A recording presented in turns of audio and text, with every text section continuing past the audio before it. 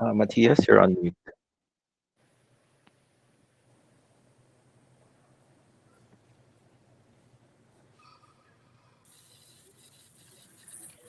Good morning. Welcome to everybody to the uHoo Aura launch.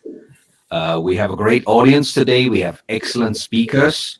We welcome you very much to this amazing event. I'm looking forward to hear the speakers that we have today.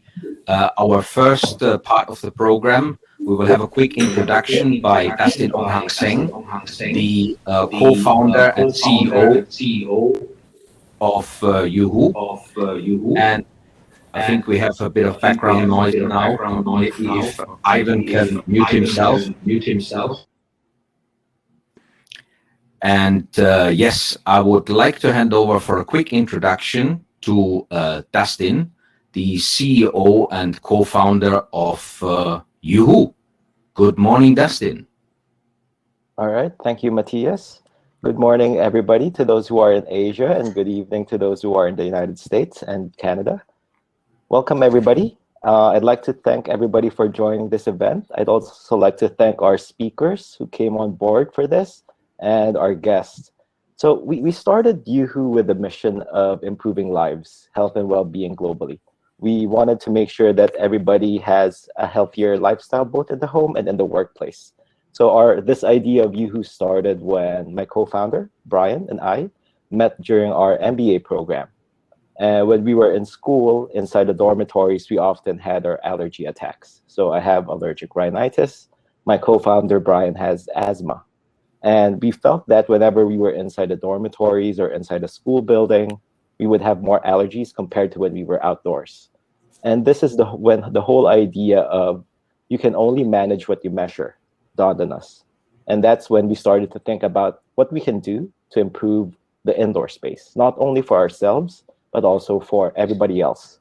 And so 1 year into the MBA program, both of us decided to just drop our classes and start the company. So that's what happened. And it took us 3 years of R&D before we were able to launch the product in late 2017. And today, 3 years later, while we were in the market, we were already serving tens and thousands of customers all over the world. And all through these past years, when we've been talking and learning more about the market and our customers and what their needs and wants are, we also learned how to develop the product further so that we can serve our customers better. So some examples of case studies where we were able to help our customers would be Amsterdam in the Netherlands, wherein they had a number of their tenants feeling dehydrated, getting a sore throat, feeling sick inside their buildings. And by understanding how to monitor and manage their air quality, they were able to reduce 95% of all of these complaints. And they were able to retain all of their tenants inside the building instead of cutting the rental contract and moving to a different building. We also worked with a developer in Singapore, wherein we were able to help identify issues with their BMS and their thermostats that allowed them to reduce the discomfort that their own employees are feeling. And eventually, by optimizing that system, they were also able to save energy. So it's really all about how do we help improve the environment within the space. And at the same time, by doing that, we're also able to help improve energy saving. So it also makes the space greener, not only healthier. But we know that there's more that we can do. And after conversations with our customers, we learned what other needs and wants that they have. And this is the reason why we developed a new product that we would be launching today. And yeah, so we will be doing the big reveal later after all the speeches by our distinguished guests. So I'd like to thank our partners, our clients, our speakers, and everybody here for joining the event. So I'd like to pass it back to Matthias so we can start the program.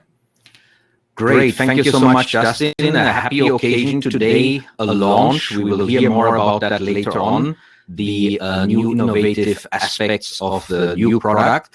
And I have the great pleasure, first, ladies first. Later on, we have a panel with all the gentlemen that you can see, Ivan, Jack, and Raymond. But we will start off with Carmen and Angela. I had the pleasure of listening to Carmen's talk already yesterday. I'm really looking forward to this. You can see she is having the wonderful, healthy beach with healthy air at the background.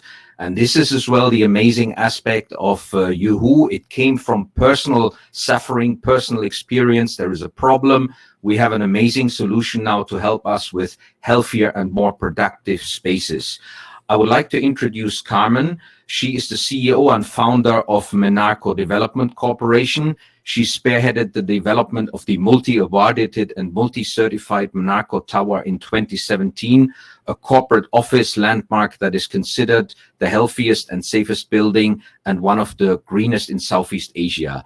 It is the first and only well-certified gold building in the region. Loads of track record. Carmen, I will hand over to you. We're looking forward to your presentation. You're still on mute. Right.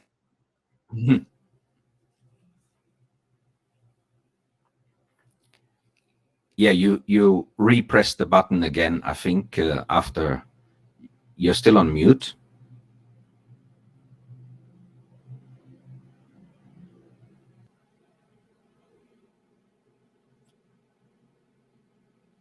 Maybe someone can unmute Carmen.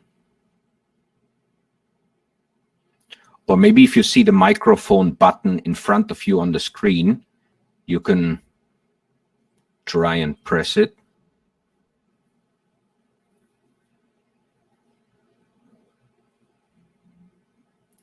Yeah, what I suggest maybe we can try and have an Okay, there you go. Sorry. What a great beginning. Some suspense, right? So I hope is my mic on now? Works perfectly. All right. Okay. So let me share my screen. However, it won't. Sorry, there is a panel here and it won't go out. Post. Okay, there you go. All right. Good morning and good evening, everybody. Thank you for the invitation, Dustin, and the beautiful introduction, Matthias. So I'm here to speak about healthy buildings and investing in them. So can you see my screen? Yes? Okay. All right. So today we're going to talk about good health, good business, and, why go healthy? Actually, the question is so easy to answer. It's really why not? But let me begin, as Matthias said, with a personal example. It was Christmas 2000, unforgettable for me. The season I stayed up all night, attacked by the invisible, ribs, abdominal sore, beaten up by an incessant cough. I searched for Manila's best pulmonologist, who shocked me by concluding that I had bronchitis, borderline asthma. Asthma? I never had lung problems in my life, and I jumped to asthma. My passionate doctor provided a Pollution 101 explanation with statistics on Manila's worsening air quality and the shocking number of healthy Filipinos like me who would develop asthma because of it. I didn't want to be a statistic, so we spent time near the sea for fresher air. Equipped with an inhaler, which I rarely needed after the second day, my lungs eventually healed. I have only become wiser as the years went by, realizing that my choices defined my health. So, clean air, much like clean water and clean shelter, clean air is a human right. We breathe 15,000 liters of air each day, consuming 4 times more air than food and liquid together. So if we care about what we eat and what we drink, then I think we should prioritize that our air is as fresh as can be. So as a wellness advocate turned real estate developer, my maiden project was Menarco Tower, now the poster child for healthy buildings in Southeast Asia.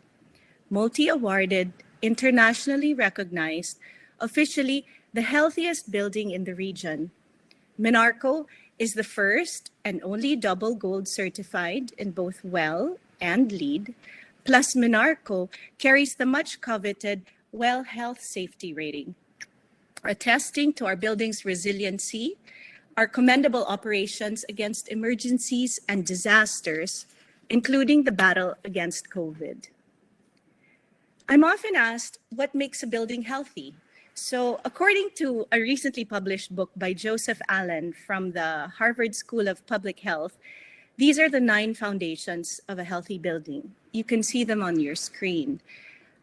Complementing this is the healthy building standard, which Menarco Tower is certified gold in. So just quickly, so you can get the feel of how these concepts apply to real spaces, I just want to share that Menarco's air is well ventilated, fresh, and filtered by MERV 13 filters. Our fresh water is potable. Our areas enjoy 97% sunshine without the heat, contributing to happy hormones. We have nourishing food choices offered at our food hall, the yard. And pandan tea is served from our garden, lowering blood sugar levels. Pilates, yoga, spinal care, cardio activities are offered on our wellness floor. Mental health is supported by museum quality Philippine contemporary art. There's also music in our lobby and in our naturally lit fire staircase to encourage movement. Community boosting activities like life talks and Red Cross blood donation drives happen. We go the extra mile with Menarco care activities or advisories to help people understand COVID better. And even while our tenants are away, Menarco is hard at work maintaining our WELL Gold certified building. So, why did I invest in health? Well, first, investing in health is good for the people. In Menarco, we prioritize people and planet, and profit, while important, is not our God. And because of our convictions as a healthy building developer, we have witnessed gentle positive changes in our people when we moved to a healthy building, like Menarco Tower. They came to work with more energy. Some realized they had never even taken a sick day off. They were more present, more engaged, and overall more productive. Our experience at Menarco Tower gives credence to global healthy performance indicators as well. Extensive research shows that healthy spaces lead to increased productivity, higher mental function and memory, more calls processed, faster learning, even contributing to longer sleep. So generally put, wellness in the workplace leads to productive workers, which translates to corporate value creation. So that leads me to my second point. Investing in health is not only good for the people, but it's good for business. It creates value for your company. In his 2021 message to global CEOs, BlackRock's Larry Fink, the world's largest investor of $9 trillion, reveals that it pays to invest in sustainable businesses and consequently in health. Menarco's healthy spaces progression resonates with these global environmental, social, and governance issues. ESG is a broad framework for long-term growth. E, environmental criteria, includes the natural resources we take in and the waste we discharge, the resources we need, and its consequences for humanity, like climate change or carbon emissions, for example. Every company uses energy. Every company affects and is affected by the environment. S is for social criteria, and it addresses the relationships we foster internally and externally, the reputation we carry with people and institutions in the communities that we do business. Lastly, G, governance, is an internal system of practices, controls, and procedures that we take in Menarco.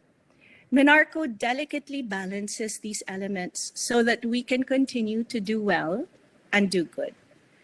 Good ESG translates to good financial performance, higher equity returns, better valuation multiples, reduction in downside risk. Higher profitability also through lower consumption of resources, of course. Menarco, for example, uses 65% less water and about 24% less electricity than other base buildings. Benefits also trickle down to our tenants. One reported saving 62% in energy expenses compared to their previous building. Being a responsible company also leads to lower cost of capital, lower loan rates, translating to higher corporate value. So our healthy building strategies and healthy building investments clearly show that Menarco follows long-term strategies rather than short-termism. We invest more upfront, but recoup our investment in healthy building upgrades, typically over 5 years. As a responsible business leader, it's a moral imperative, a part of Menarco's ethos to invest in health because it's good for the people, it's good for business, and we contribute to a stronger economy, which brings me to my last point about investing in health. It's good for your country and our world. Healthy buildings are a public health obligation. In this pandemic, we realize more than ever that the action of one person can affect not only his community, but the whole world. Harvard research shows that more than a doctor, your environment, specifically your property manager, determines the state of your health, how the air conditioning system is maintained, what chemicals are used to clean, the water filtration capacity. All these affect your body and are reasons for your lack of vitality or your wellness, just like what Dustin mentioned as the reason for him to start uHoo. So let's say you are convinced and you want to invest in healthy spaces. Well, what would be the most pressing issue or aspect today? Personally, I think I'd focus more on clean air, specifically because indoor air quality and ventilation is so crucial because we spend 99% of our time indoors. And air quality is directly related to what we are all most concerned with right now, which is COVID containment and virus transmission. Our built environment has a leading role in supporting the health of our community. If managed poorly, buildings can spread diseases. And if managed well, we can help control the virus. As a well health safety rated building, Menarco learns that science and evidence-based protocols before it even gets launched. We are supported by the world's leading health experts. So even as COVID mutates, there is one thing that remains true. Cleaner air reduces the possibility of infection. Research shows that first, communities with the poorest level of air quality have the highest transmission and death. Second, COVID dies in specific environments, such as 40 to 60% humidity, a temperature of between 19 to 24 degrees Celsius, and particulate matter levels below 2.5. So research also tells us that there are certain things that help our immunity. People remain well in spaces where carbon dioxide is below 800 and nitrogen dioxide is below 53 parts per billion. You can only imagine, as someone who is not really an architect or an engineer, I did not know what that all meant. And the biggest challenge to me and to Menarco was how to make the invisible visible so we could achieve these optimal levels. And it was when I was asking this question that I serendipitously met Dustin, founder of uHoo, and tried their indoor air quality sensors. So I just want to briefly share our experience so you hear firsthand from an actual, honest, transparent developer how it works. Well, first, we used their indoor air quality device and made the invisible visible. And real-time data is read by Menarco's maintenance team and interpreted to address minor concerns before they disrupt operations or cause adverse reactions to our occupants. One of our first issues that we had to tackle was the temperature in the lobby. We first placed an indoor air quality sensor and happily saw that our air quality readings were excellent. But our lobby temperature registered a 26 to 28 degree temperature, despite the thermostat being set at 23 degrees. We never really knew it was a problem. Nobody ever complained. So recognizing that our temperature was beyond the ideal range, our engineering team set to work. First, the air conditioning system was checked for leaks and resealed. The indoor temperature barely changed. Then the refrigerant was recharged. We still hadn't reached our ideal temperature. And another leak test was done, and on and on. With each tweak, the uHoo device indicated our progress as detectives of our own building's dilemmas.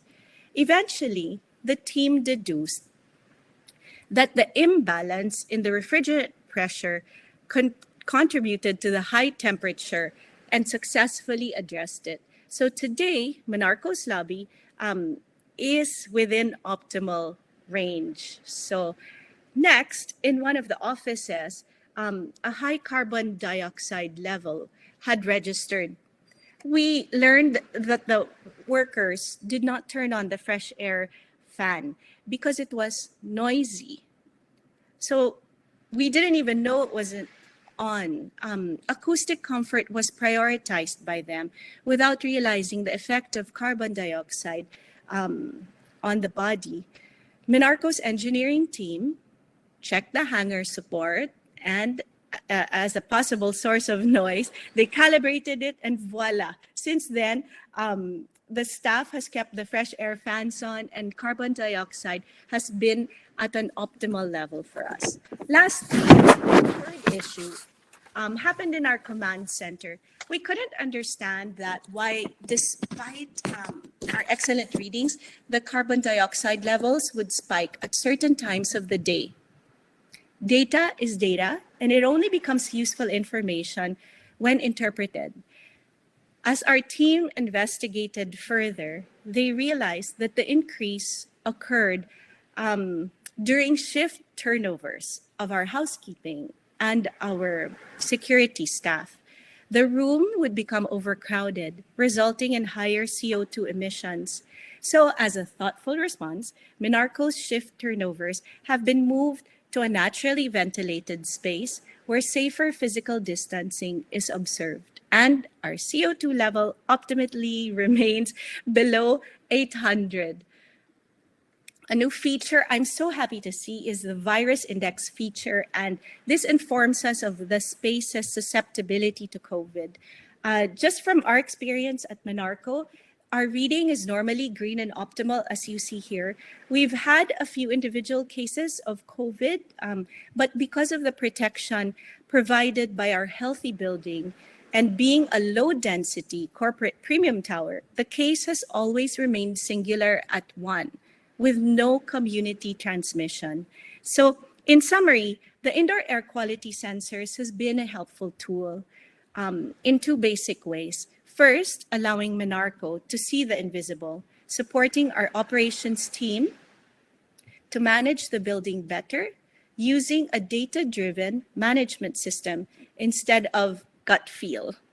And second, it equips us to maintain safe spaces and healthy tenants as a testament to our WELL Gold certification and WELL Health Safety rating.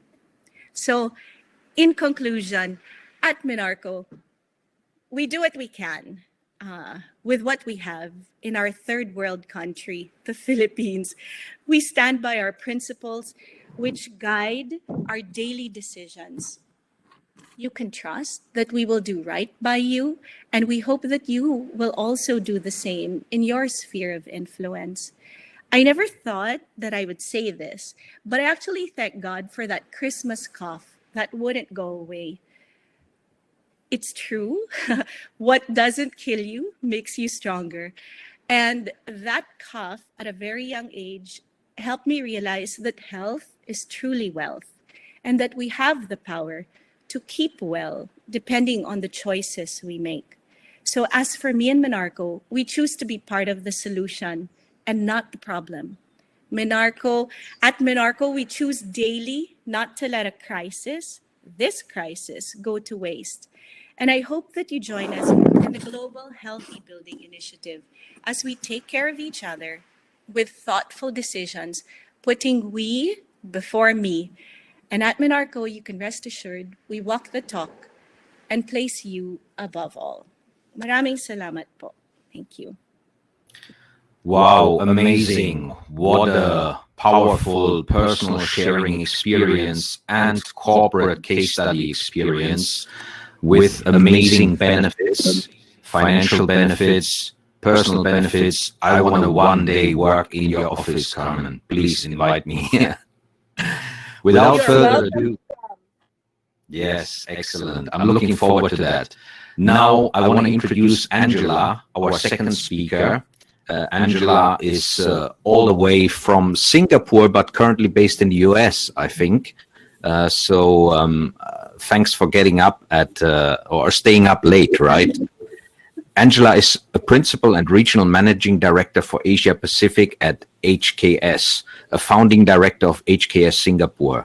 Angela helped design award-winning medical projects of all sizes. She's a recognized thought leader. She's often asked to serve as a juror in design competitions and speak at health, technology, and design events. Over to you, Angela. Thank you. A little embarrassing, but you know, by nature, we build hospital and I do design a lot of healthcare facilities. So this topic is near and dear to my heart. To start, now again, I'm gonna make sure I know, got everything right here. Okay. This should be it. Yeah. There we go. All right. Your time is precious. I'm gonna dive right into it. So my background is an architect and a designer, but I got into the healthcare and wellness realm of things very early on, about 26 years ago when I joined the company. So what we try to, let's see, there you go. So we build a lot of buildings, over 5,600 to date, and over $100 billion US dollar worth of construction. It's a scary thought after listening to Carmen. We can do a lot of good, we can do a lot of harm. Right now, I'm in Dallas, Texas, which is our headquarters, but most of the time I'm in Singapore. Some of the project we do, this way I have a reason why we're sharing this, civic, cultural, commercial, education, government, a lot of hospitality, residential, big buildings. The latest building that we did, big stadium, excuse me. The latest stadium that we did is the LA stadium. It's all outdoor. No more indoors. The weather is so beautiful. Everything is outdoor and fresh air. So, like I said, this is a very, let me see if I can do this. There we go. We can do a lot of good and we can do a lot of harm. And the company here, we have decided we're not going to hurt people and give people asthma. So, here's why we think about well-being in design. It's really a sense of responsibility. It's not, I can promise you, it has nothing to do with profit. It's just that all of us as architect and designer, we don't get into this business to harm people. We want to shape the environment. When we started working, for me about, late 80s and early 90s, we were told, first, do no harm. And that's not good enough anymore.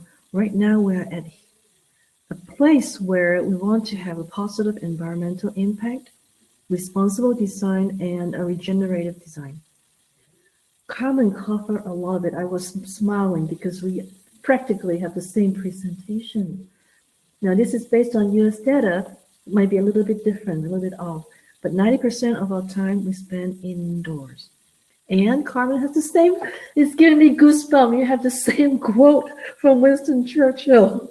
We shape our buildings, and afterwards, our buildings shape us. I was paying full attention to your presentation, Carmen.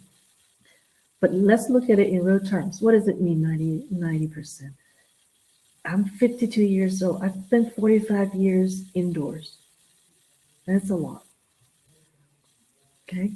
So here's another data that parallel to what Carmen just said. Staff costs, including salaries and benefits, typically cost about 90%. All this is based on US data. And a happy workplace is vital. So if you look at investing on people with a healthy building, what would that bring? Now, remember the 3, 30, and 300 rules of thumb. So if you're spending $3 per square foot on your utilities, $30 on rent, but $300 on payroll, just by achieving 2% of increase of productivity, look at this right here, you're saving $6 per square foot. We've talked about LEED, sustainability, but for energy improvement, you really just showed for 2% energy improvement is only 60 cents per square foot, but invest in your people, you have higher return.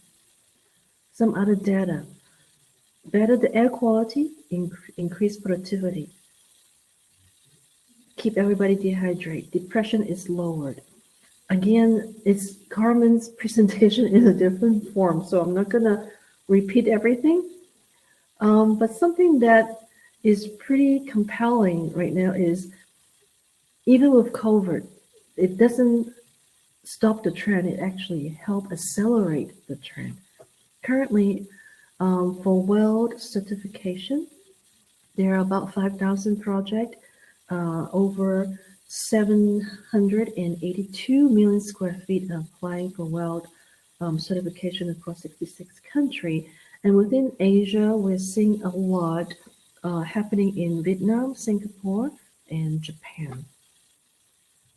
And here are some of the, including Carmen's, some of the other WELD certified buildings. So that's all I have today.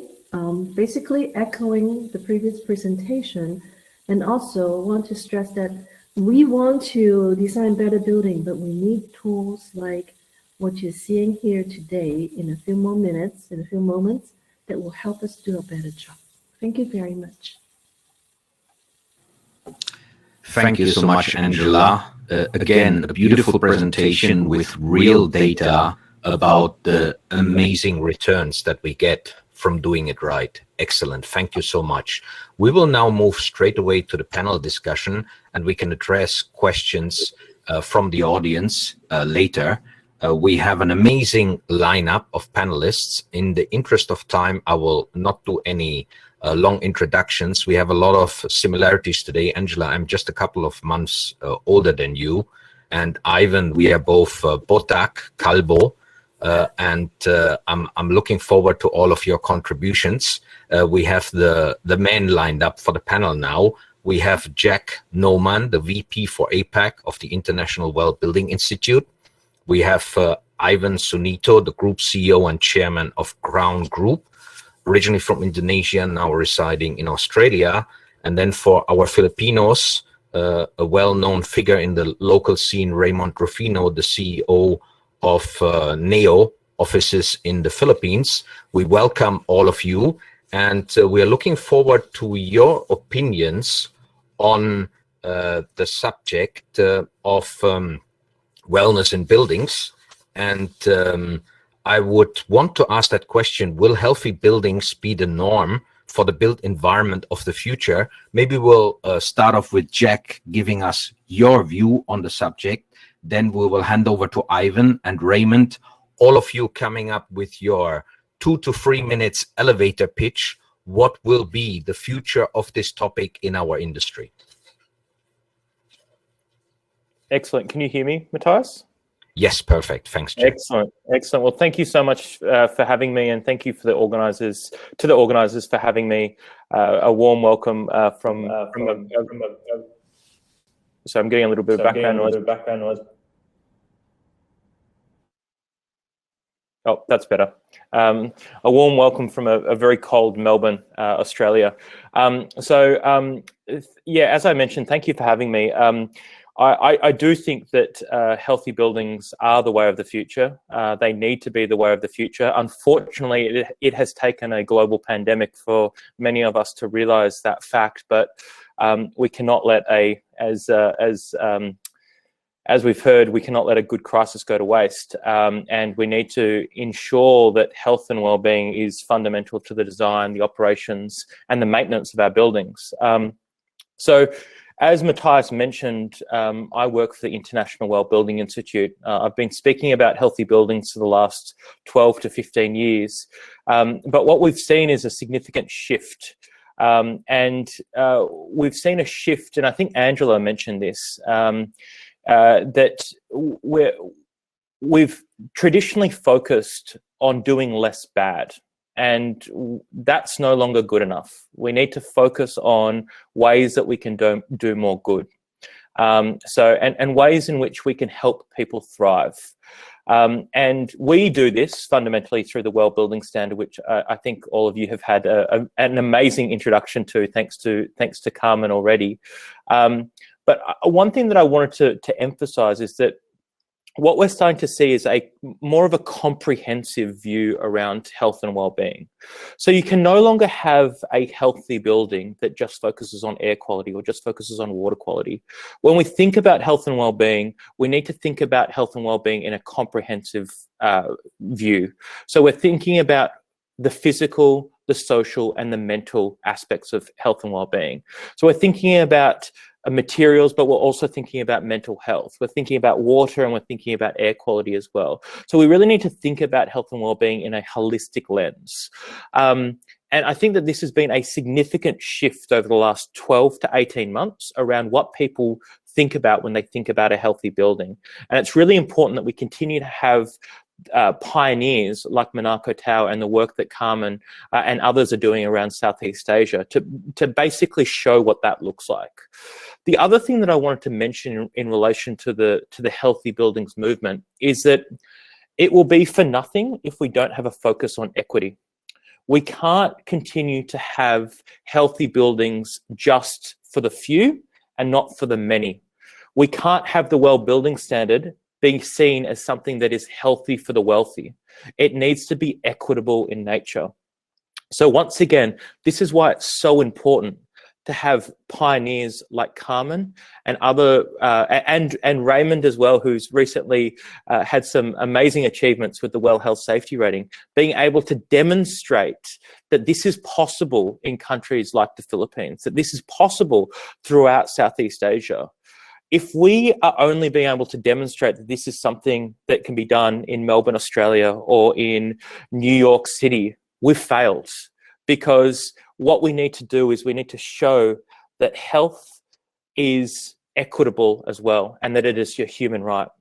The third point that I wanted to mention in relation to this healthy buildings movement is that it needs to be performance-based. And we need, I think it was, I can't remember who it was, but somebody mentioned earlier that you can't manage what you don't measure. And we need to be measuring our buildings better. We need to, often we have this conversation in Australia and in the US and England or the UK where we're saying that it's best practice to measure the air quality within your building. It shouldn't be best practice. It should be normal practice. It should be standard practice for every single building to be measuring the air quality within their building, to be measuring the water quality that is coming out of their tap. So unless we're actually focusing on performance and unless we're validating that performance, I think that we're really just only touching the surface around this healthy buildings movement. So they're the 3 points that I wanted to emphasize: the fact that a healthy building needs to be comprehensive, it needs to be equitable, and it needs to be focused on performance. I really see that as being the future of healthy buildings. All right, great, Norman. 3 very powerful points there. I see everybody nodding. And Ivan, over to you. What is your view on the subject? Matthias, I do have some point, but if you don't mind me sharing very quickly a video that kind of wraps up with a lot of the thinking from Carmen, Angela, and Jack Noonan also. This is probably a project that we have just completed in Sydney. It's I probably need my technical assistant to help me to share this video. Can you see what I see in the screen? Yeah. Is that visible by everybody? Yes. Yes. Do you see the video?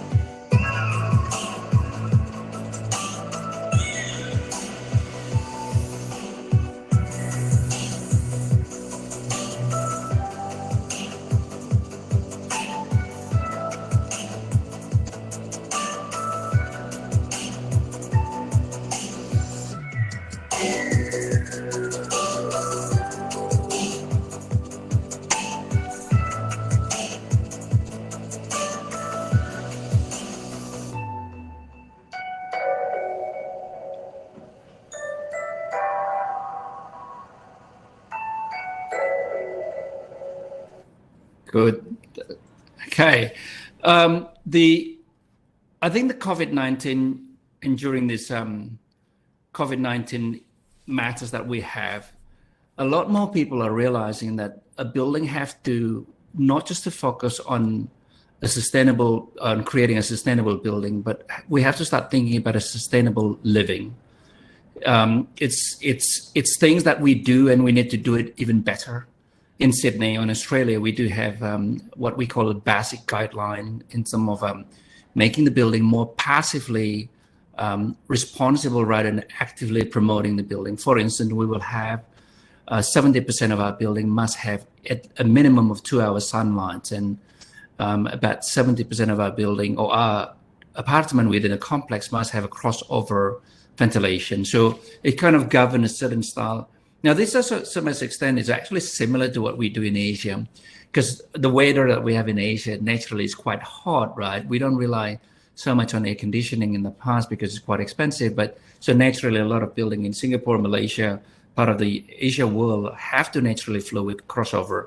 But in places like Australia, we don't intend to do that in the past. But in the past, probably 1 decade, we're starting to introduce a lot of these basic requirement that requires building to be designed passively with the right orientation, the right size, the right depth of building. For instance, living room in the apartment complex cannot be more than 7 meters to the kitchen, because anything more than that is starting to be quite dark. And we're trying to avoid buildings that are kind of having a dead corner because it smells and that are collected in that space there. In hotel nowadays, I think you know how the benefit and the value of fresh air, especially if you have to be locked down in 14 days in a hotel without fresh air. That's a nightmare. I just came from this 4-point hotel, 25 square meter room. I mean, no windows. It was just a nightmare. So the new thinking, the COVID-19 is starting to think beyond what we used to do and making sure that the building is healthy without any interruption that we do. But we also realize that there's a lot of mental wellness that becomes an issue when people are being locked down in a complex, in an office. So I do think that we as an industry need to start thinking about creating what I call happy building. It's healthy, but happy. Somebody actually posted somewhere on Instagram that I kind of reposted that Instagram. And this person was saying, I don't know about this building that was designed by Crown Group in the city. It's called Arc by Crown Group. But this building makes me happy. And I thought for a moment, it is true that there are buildings that makes you happy, and happiness do make you healthier too, right? Because when you're depressed, you become unhealthy. And But unhealthy body also can't create happiness because you're tired. But happy building creates and lift up the spirit of humankind.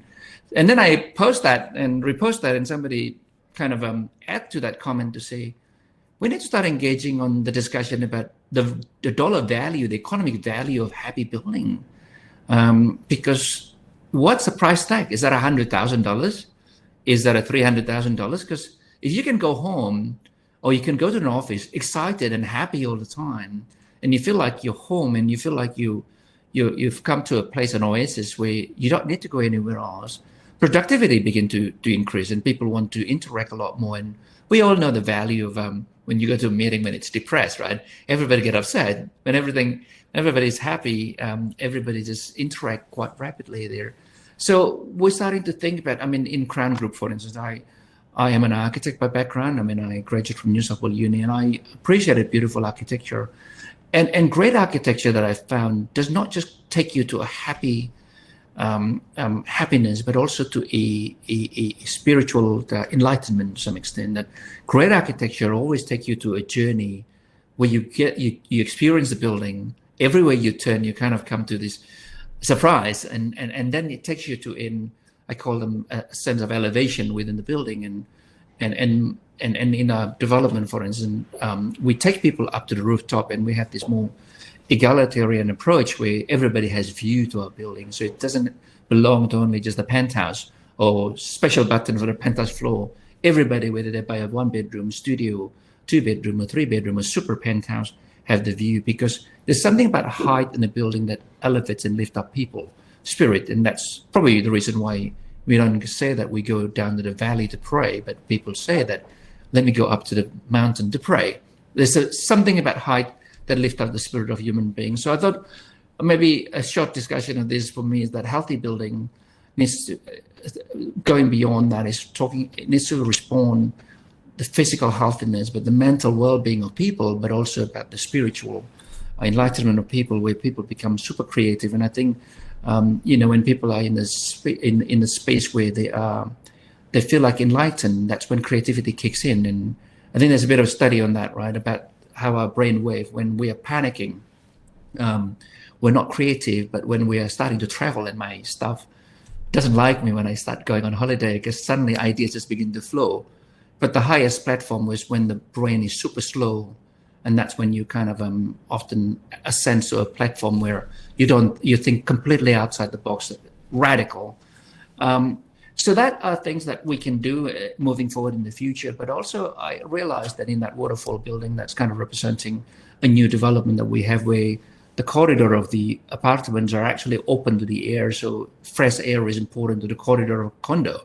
Lights into the corridor that are oftentimes, for the sake of efficiency of our building, to get it to 85 to 88%, that you actually block the whole thing with units and the back end. But in Sydney, we are compelled to do lights on the two end. We're compelled to do cross ventilation. But then I started to think about water, the sound and how sound helps us in terms of changing our mood. For instance, sounds of loud sound create this flight or fight mood in people. We hear this loud noise and suddenly we panic, right? But there are sounds of things that are gentle, such as water, that becomes a place where we feel like we've arrived and we feel like we've settled down. So these are the sort of small things that we do. The sounds of the wind across a beautiful, vegetation within our development, instant vegetation, or instant shrubs, instant gardens, is an important aspect of development that makes building healthy, not just physically, but also in the mental, but also the spiritual well-being of our people.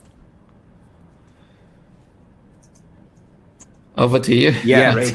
Thank you so much. I think that's a beautiful vision, the happiness and the spiritual elevation through the holistic approach. That's a great contribution. Raymond, over to you. Congrats as well for the Well Health and Safety rating. What is your view on the future of this topic in our industry? Thank you so much. It's great going last because you get to hear all the wonderful input and comments from everyone here. So, and congratulations, Angela and Carmen, on those great presentations. Really well said. I agree 100% with everything you mentioned. And to Ivan and Jack and Dustin, again, whenever you're in a room or virtual event with people who share obviously the same passion and advocacy, it really gives you energy, and I'm so grateful to be here with all of you today. So, when I think about the future of buildings, and I think especially as we are office developers, we are an office owner, developer, and manager in Manila in the Philippines. And this idea of what is the future of work going to look like has been a really pressing question. And there's a global debate right now on what that's going to look like. So I'll give you my own personal take on that situation, how it ties into sort of healthy buildings. So for most cities that have experienced an extended lockdown or shelter in place, what's happened to most companies is they have had to pivot and make sure that they invest in infrastructure systems and a platform that allows everyone to work remotely outside the office, right? So before, remote working was something that some businesses experimented with. But because of COVID-19, every business of a significant, I guess, size or scale has had to put that infrastructure in place. They needed to make sure that, if there's another lockdown or shelter in place called, all of their employees can continue to work for the company and the company can continue to operate. So it became a business continuity issue, right? What that means for developers like us, like me and Carmen in the future, is that more increasingly, once companies have spent for that infrastructure, once employees have tasted remote working, and that's kind of a given option, right? What has to happen for us developers now is we have to work harder. We have a huge task ahead of us to convince all of these big businesses that yes, you should come back to the office and not keep your staff working remotely. Yes, the office can be a place that can foster creativity, innovation, camaraderie, corporate culture. But in order to do that, we need to first and foremost make sure our buildings are safe and healthy. And so thank you again, everyone, for congratulating us. One of the reasons why we got the Well Health and Safety rating is precisely because of that. I think if we are to make the office a vital part of the workplace and workforce strategy for companies moving forward, at the very minimum, we have to make sure the buildings and the offices are safe, right?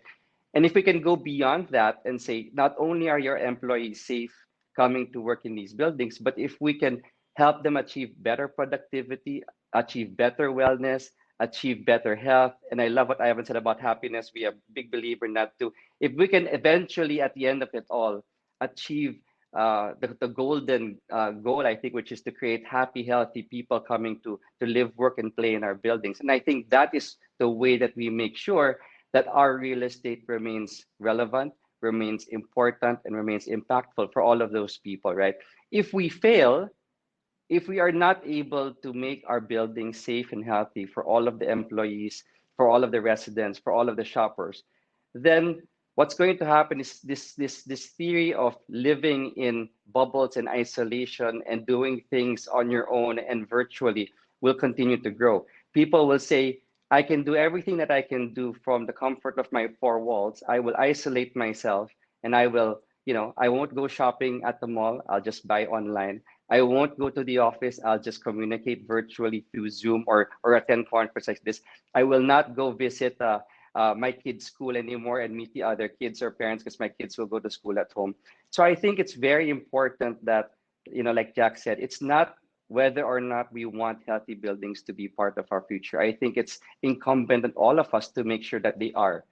I think real estate developers around the world will have to take on that responsibility and say, all of the buildings we have in the future need to, at the very minimum, be safe and ideally also contribute to health and well-being. So happy to start off and kick off questions. That's some 2 cents from my end. Thank you.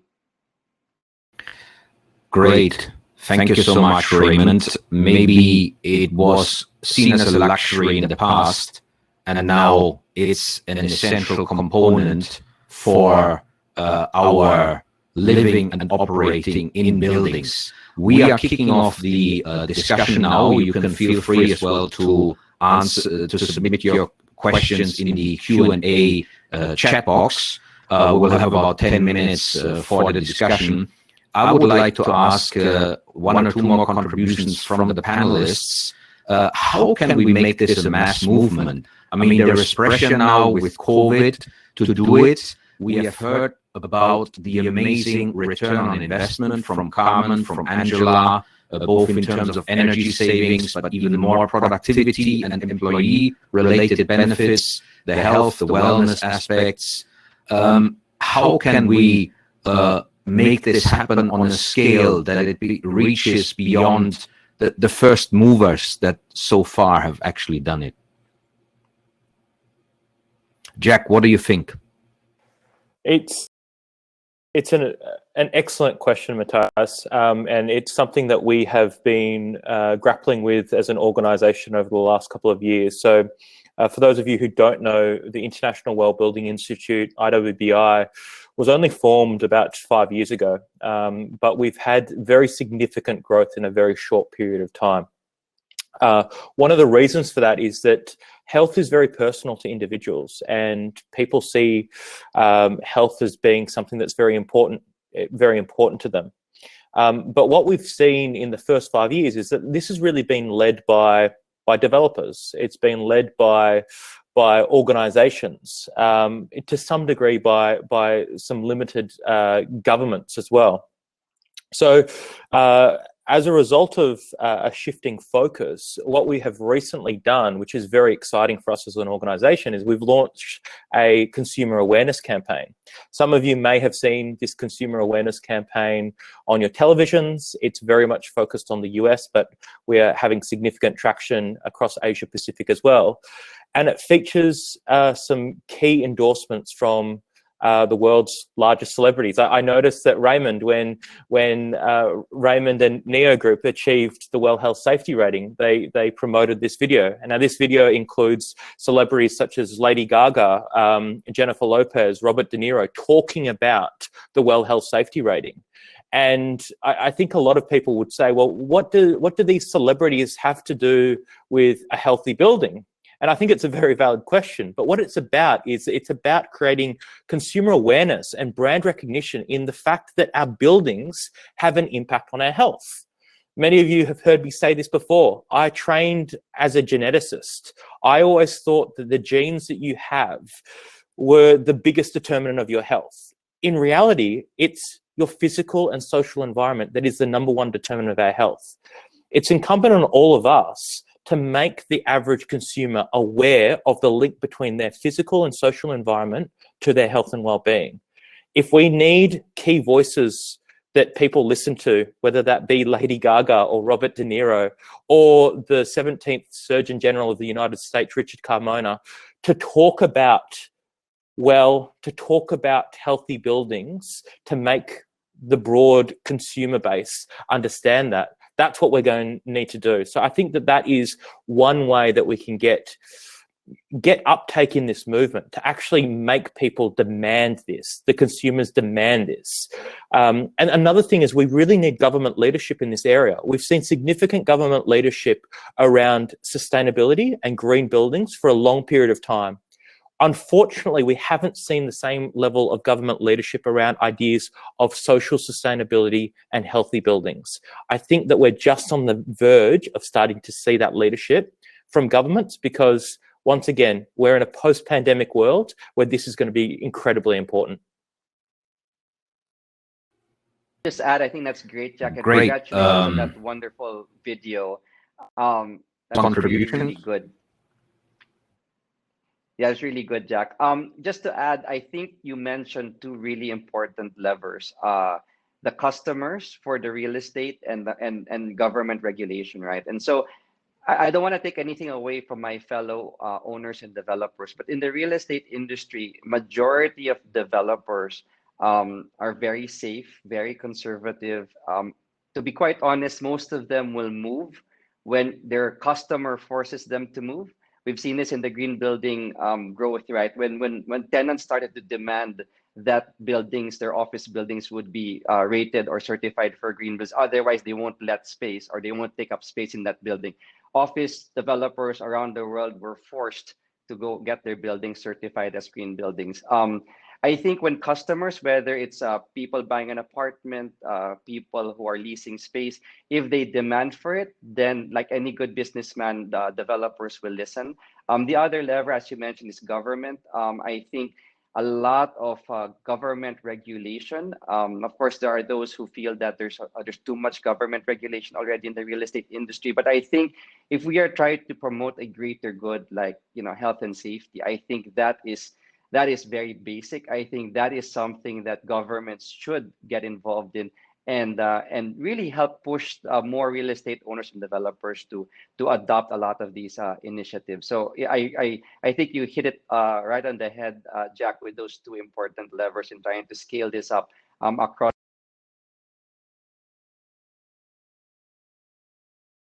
Great. Those were excellent contributions. We have a couple of more questions. I would like to ask one for Ivan here. Why are not more real estate developers, building owners, or facility managers implementing healthy buildings care about air quality? And then there is one for Carmen as well. The question, how did the uHoo device help with the WELL and the elite building certification? So we can have those two questions subsequent to one another. The question more about why when developers or other people are designing more healthy or fresh building, is that probably in Sydney we have, I'm designing and developing building across in Sydney, Melbourne, Brisbane, and also USA and Indonesia. Now in USA, for instance, we were not required to design a building with a fresh air on either side of the building. So therefore you can just design building wrapping up the whole corridor with units around it. And of course it will increase greater efficiency within the building. And that is a factor of a few $1 million if you do it the Sydney way.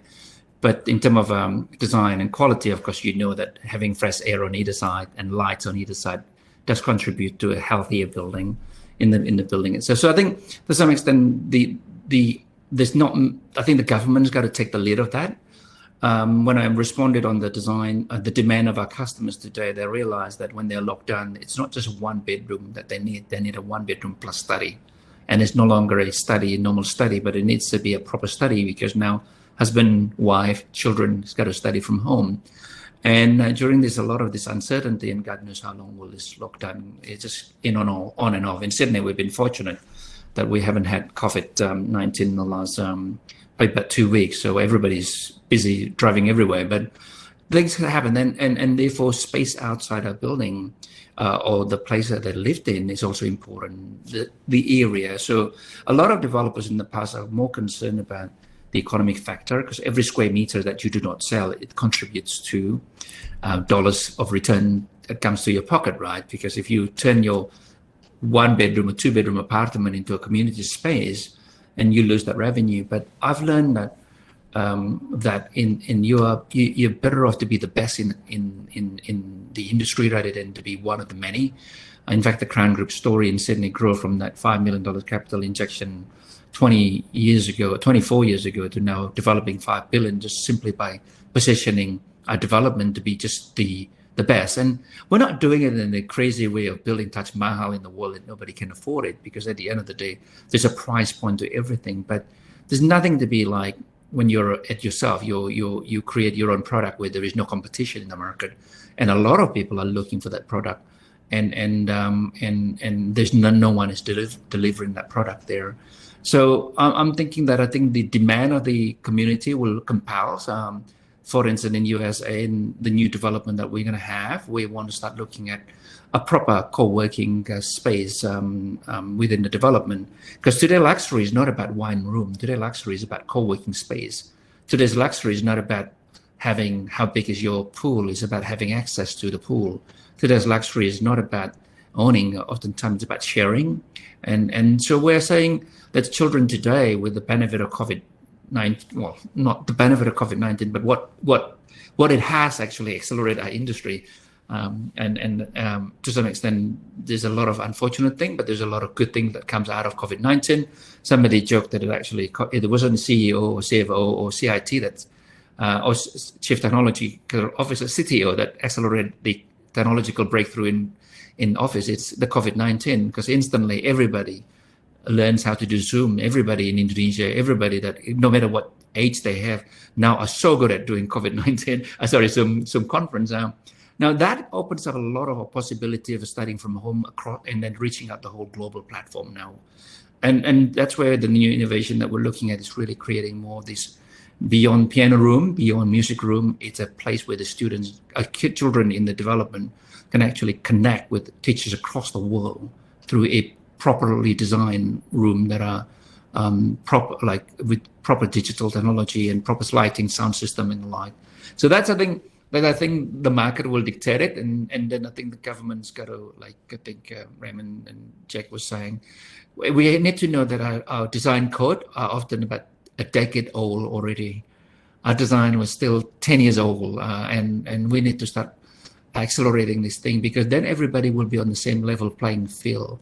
Because right now, you don't have to provide community space, but COVID-19 compels us to have 1 in 4 square meter zone, and we got to have space within the development. When you're locked down and there's no way to go, you do need the space outside, because otherwise you just cause a lot of depression.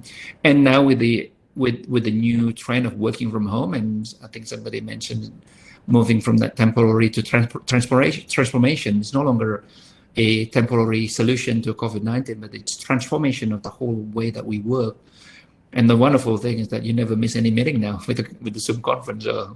It's on time, being on time. I think we all know, right, Carmen and Raymond, like in Asia, being on time is about 30 minutes late. In Australia, being on time is 10 minutes late. In Japan, being on time is really on time. And now with the Zoom conference, a new culture. Being on time is 1 second late, you're too late, kind of thing. So that's my response there. Yeah. Thanks. We are forced with the innovation surrounding us, and you've been the pioneer, and the market demand followed, right? It gave you the position in the market, being the iconic leader. So great. I think we have to wrap up with that other question for Carmen, the discussion session. There are a couple of more questions. I think we'll try and collate them from uHoo's side and then respond to them in writing to all the participants. And we have as well one question that Dustin can then address. When can people order the new uHoo Aura? That's obviously a good question for you, Dustin. And Carmen, just very quickly, how did uHoo help you with the building certification? Well, very quickly, we actually got our certification before I learned about uHoo, but because is a certification where you need to keep and maintain it. I think that for our next assessment, uHoo, is already, a very integral part of our operations, because it does make the invisible visible. So I'm very confident that with the team that we have and the technology that is in place, we will pass with flying colors, because we will see results beforehand. Unlike before, people would fly in, do all the testing, and then after a week or 2 or 3 would tell us, okay, you didn't pass this one. So we needed to recalibrate. On that note, just as something positive regarding government in the Philippines, I just wanted to share with the Filipinos out there that Menarco, we had a chance to present to Congress, to 40 members of Congress, regarding the Healthy Building Initiative. So there is the interest to help to convert the Clean Outdoor Air Act into an Indoor Air Act. So for the Filipinos out there, I think if you just help clamor for it, it's only a matter of time where the wheel of change will begin spinning for our country. Thank you. Thank you so much, Carmen. Amazing convergence that we see here, everything coming together, private sector, forced innovation in the crisis, and government. So Dustin, over to you. You have some exciting videos to share with us, right? Yep, that's right. And thanks so much for the panel for such a great and amazing session. Thank you. All right. Thank you, Matthias. Thank you, Carmen. Thank you, Angela, Jack, Ewan, and Raymond. Thank you for your insights and perspectives. So now it is time for the on what the product is about. So Lilette would be playing a video. Lilette, could you play the video so we can show the guests and the speakers?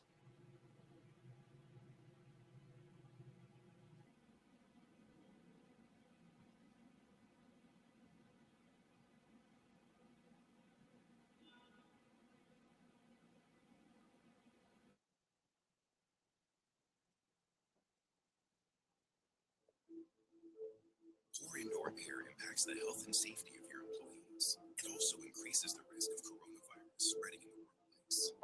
Employees continuously exposed to various pollutants in the air are more likely to get sick, perform poorly, and miss work. Research has shown that poor indoor air costs companies at